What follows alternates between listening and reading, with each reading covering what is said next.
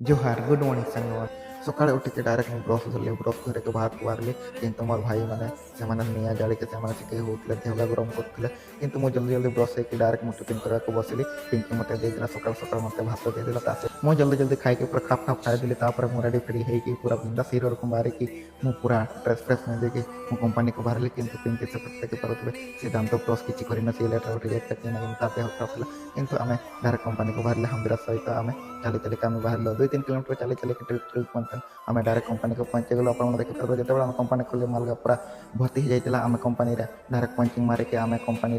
केते माल आसला आप देखिए आम कंपनी छुट्टी होगा 4टा पाखापाखि छुट्टी होकर आम आउ गोटे कंपनी आमको ढुकई देता ओवर ड्यूटी करने आम जल्दी और गाड़ी आम पाखक आसाला से आम उठिक डायरेक्ट आउ गोटे कंपनी को चलीगलु से आम कम करके डायरेक्ट आम रूम को पड़ेगलु और